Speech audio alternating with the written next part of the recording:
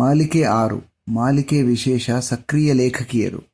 ತಿಂಗಳ ವಿಶೇಷ ಲೇಖಕಿ ನೇಮಿಚಂದ್ರ ಅವರ ಕಾದಂಬರಿಗಳು. ಪುಸ್ತಕ ಪರಿಚಯ 12. ಪುಸ್ತಕದ ಹೆಸರು ನೋವಿಗದ್ದಿದ ಕೊಂಚ, ವ್ಯಾನ್ ಗೋನ ಜೀವನ ಚಿತ್ರ. ಲೇಖಕರು ನೇಮಿಚಂದ್ರ. ಅಭಿಪ್ರಾಯ ರಾಜು ಹಗ್ಗದ. ಓದುತ್ತಿರುವವರು ಸತೀಶ್ ನರಸಿಂಹ. ಪ್ರಸಿದ್ಧ ಚಿತ್ರಕಾರ ವ್ಯಾನ್ ಗೋ ಜೀವನ ಚಿತ್ರವನ್ನೊಳಗೊಂಡ ಭಾವನಾತ್ಮಕ ಬದುಕಿನ ಬಹಳಷ್ಟು ಸಂಕಟಗಳಿಗೆ ಎದೆಯೊಡ್ಡಿ ನಿಂತ ಹೃದಯ.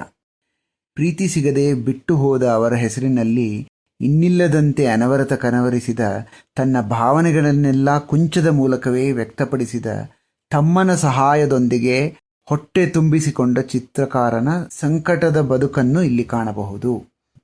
ವ್ಯಾನ್ ಗೋ ಅಂದು ಬಿಡಿಸಿದ ಚಿತ್ರಗಳು ಬಿಡಿಗಾಸಿಗೂ ಯಾರು ಕೊಳ್ಳುತ್ತಿರಲಿಲ್ಲ. ಕಿತ್ತು ತಿನ್ನುವ ಬಡತನದಲ್ಲಿ ವ್ಯಾನ್ ಗೋ ನರಳಾಡುತ್ತಿದ್ದ. ತಮ್ಮ ಥಿಯೋನ ಆರ್ಥಿಕ ನೆರವಿನಿಂದ ಬದುಕು ಸಾಗಿಸುತ್ತಿದ್ದ. ಒಳಗೊಳಗೆ ಕೊರಗಿ ಕೊರಡಾಗಿದ್ದ. ನೋವು ನುಂಗಿ ನುಂಗಿ ಅಳುತ್ತಿದ್ದ. ಕುಡಿಯುತ್ತಿದ್ದ. ಕುಡಿದು ತನ್ನ ಮಾನಸಿಕ ಸ್ಥಿಮಿತವನ್ನು ಕಳೆದುಕೊಂಡಿದ್ದ. ಹುಚ್ಚಾಸ್ಪತ್ರೆಗೂ ಹೋಗಿ ಬಂದಿದ್ದ. ಹುಚ್ಚಾಸ್ಪತ್ರೆಯಲ್ಲೇ ಅನೇಕ ಚಿತ್ರಗಳನ್ನು ಬಿಡಿಸಿದ್ದ. ಆದರೆ ಇಂದು ಅವನಿಲ್ಲ. ಅವನ ಚಿತ್ರಗಳು ದಶಲಕ್ಷ $ಗಳಿಗೆ ಮಾರಾಟವಾಗುತ್ತಿವೆ. 125 ವರ್ಷಗಳ ನಂತರವೂ ವ್ಯಾನ್ ಗೋನ ಚಿತ್ರಗಳು ಇಂದಿಗೂ ಪ್ರಸಿದ್ಧವಾಗಿವೆ. ಗಿನ್ನಿಸ್ ದಾಖಲೆ ಬರೆದಿವೆ.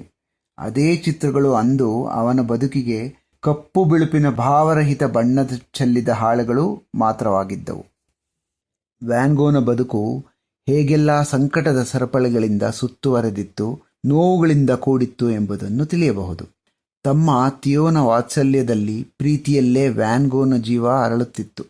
ವ್ಯಾನ್ ಗೋ ಕೊನೆಯುಸಿರೆಳೆದಾಗ ತಮ್ಮ ಥಿಯೋ ಕೂಡ ಕೊನೆಯುಸಿರೆಳೆಯುತ್ತಾನೆ.